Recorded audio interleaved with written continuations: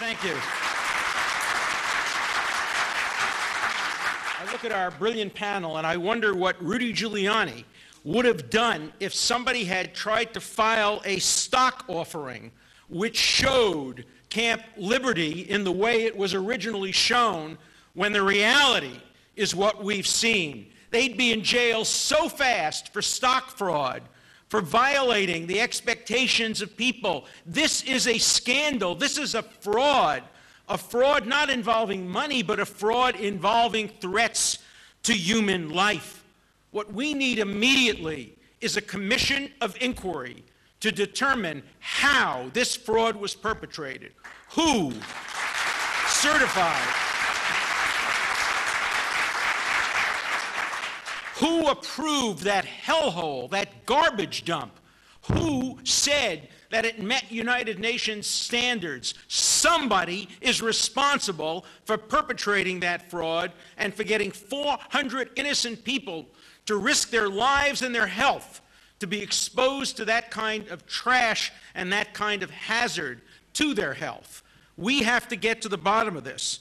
And in my view, I'm not making these decisions, but I don't believe that anybody should be required to live under those circumstances. And unless and until the 400 that are there are moved to safe places out of Iraq where nobody can trust the Iraqi government to protect them, and into safe havens, no one else should be required to move from the safety and beauty, self-made, beautifully built residences and schools and athletic facilities and other facilities at Camp Ashraf to this horrible, horrible place. Look, if it's truly a transit camp, if it truly is designed to keep people for a couple of days until they are moved to safer places, one could understand, perhaps even justify that. But if this is to be a place where people are expected to live, my God, what kind of humanity would compel people who are protected individuals under the United Nations, to whom the United States made a sacred promise to make this their home? This is not a home. This is not something that people should be required to live in.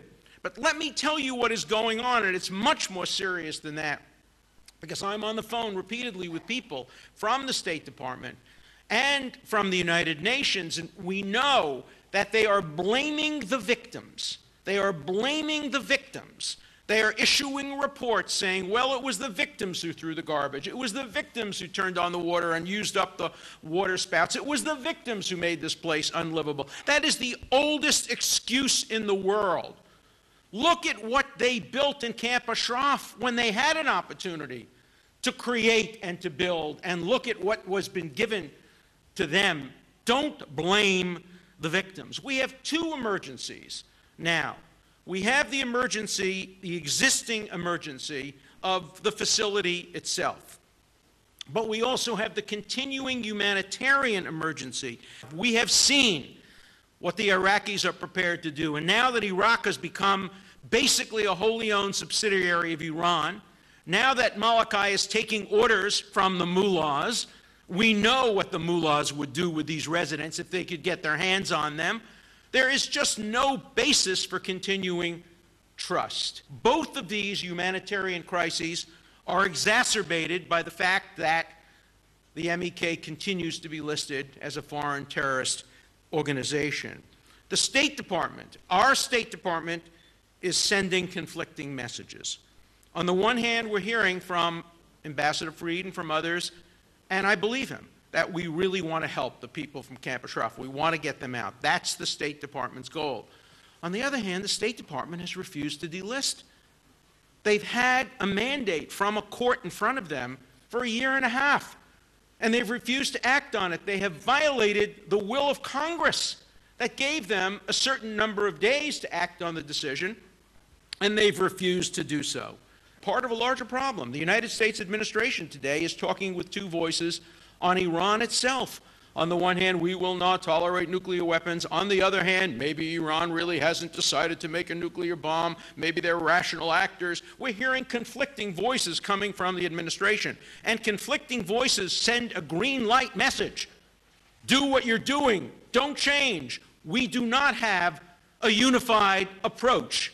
Let me tell you, one of the greatest privileges of my professional life, which is going on a half a century now, is what I'm doing right now. I am representing a group of the best clients I've ever represented in my life. I am representing the former Attorney General of the United States, the former Mayor of New York, the former Governor of Pennsylvania and head of national security, the variety of generals. We have decided to file an amicus brief. They are filing the brief. They're the clients. I'm merely the lawyer. They are the clients. And they are speaking with one voice. And the message they are sending the court, and the message they are sending the State Department, and the message they are sending the world is MEK is not a terrorist organization. It should be delisted immediately.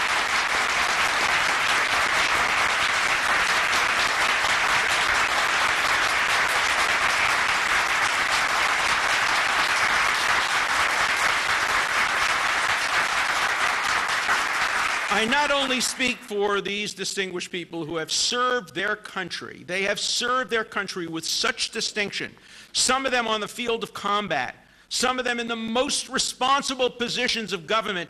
They are speaking with one voice, and I'm pleased to be able to represent them. But I can also speak for others.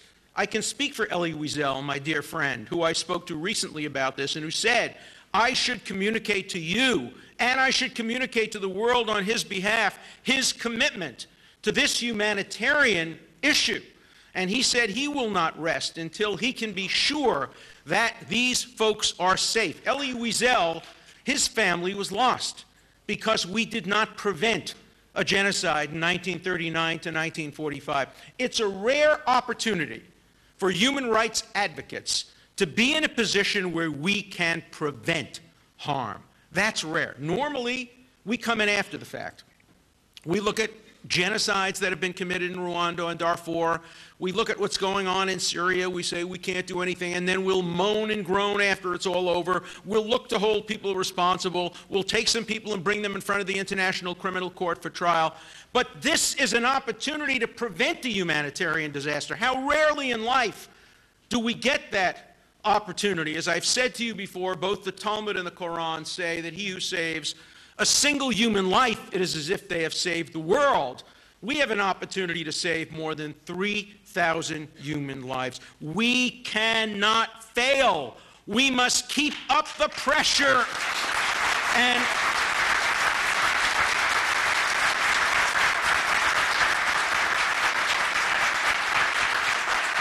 there are those in the government who have criticized us for putting pressure on them.